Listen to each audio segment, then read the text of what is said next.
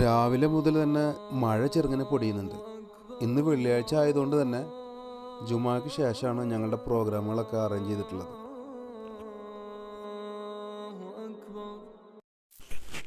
ഈ പള്ളി കാണുമ്പോൾ നമ്മൾ വിചാരിക്കും ഇതൊരു പുതിയ പള്ളിയാണെന്ന്. എന്നാൽ ഈ പള്ളിയുടെ ഉൾവശം കണ്ടു കഴിഞ്ഞാൽ നമുക്ക് ശരിക്ക് കൗതുകം തോന്നും.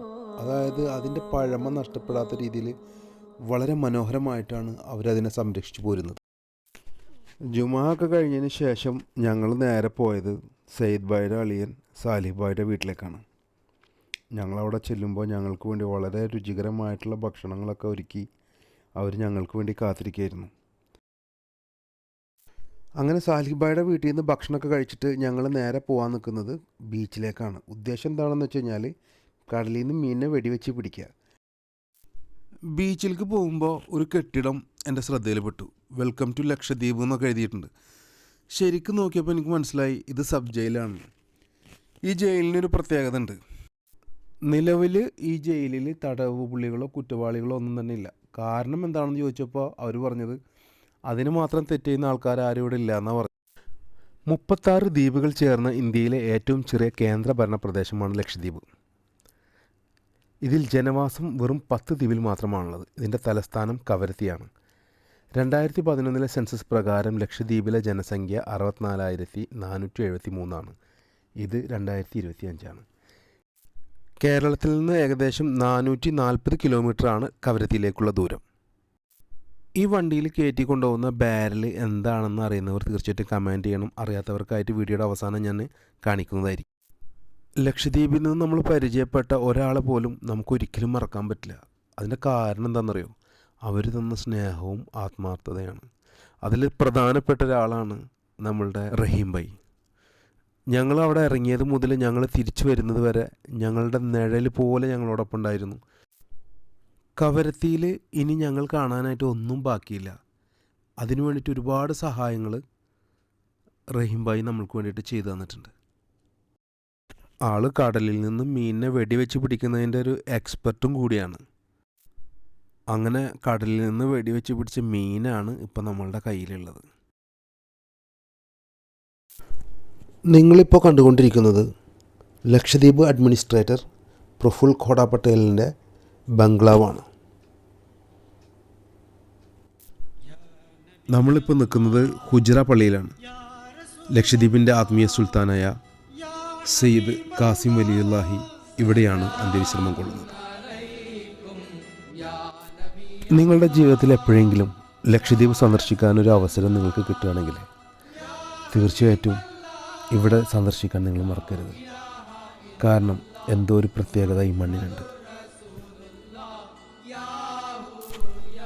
പഴക്കമുള്ള ഈ പള്ളിയുടെ കൊത്തുപണി കണ്ടു കഴിഞ്ഞാൽ തീർച്ചയായും നിങ്ങൾ അത്ഭുതപ്പെട്ടു പോകും. കാരണം അത്രയും ഭംഗിയിലാണ് അത് ചെയ്തിരിക്കുന്നത്.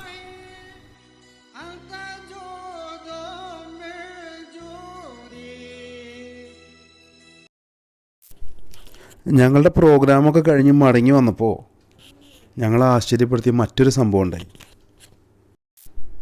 സയ്യിദ് ഭായിയുടെ അയൽവാസിയായിട്ടുള്ള ഒരു ഇത്ത ഞങ്ങളവിടെ വന്നപ്പോൾ ഞങ്ങളെ പരിചയപ്പെടാൻ വന്നിരുന്നു.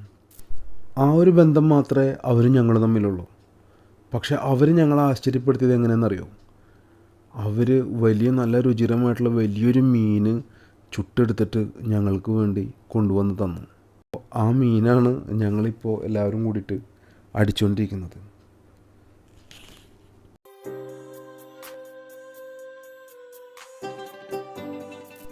വളരെ ചുരുങ്ങിയ സമയം കൊണ്ട് സയ്യിദ് ഭായിയുടെ കുടുംബമായിട്ട് ഞങ്ങൾക്ക് വലിയൊരു ആത്മബന്ധം ഉണ്ടായി.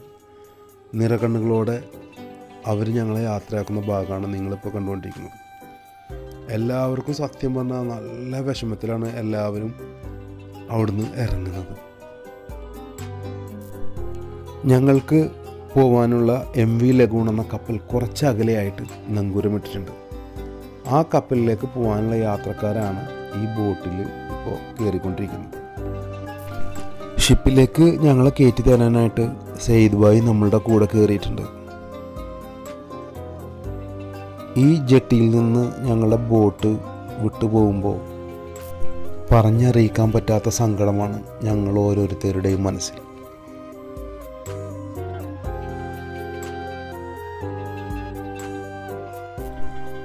ഒരൊറ്റ യാത്ര കൊണ്ട് ഞങ്ങളുടെ ആരൊക്കെയോ ആയി മാറിയ ചില ആളുകൾ. അതാണ് സയ്യിദ് ബായും കുടുംബം. ഈ മഞ്ഞ ബാരൽ എന്താണെന്ന് അറിയാത്ത ആൾക്കാർക്കായിട്ടാണ്. അതായത് ഈ ലക്ഷദ്വീപിൻ്റെ പ്രത്യേകത, അവിടെ കറണ്ട് ഇല്ല. ജനറേറ്റർ വഴിയാണ് അവിടെ കറണ്ട് വീടുകൾക്കൊക്കെ സപ്ലൈ ചെയ്യുന്നത്.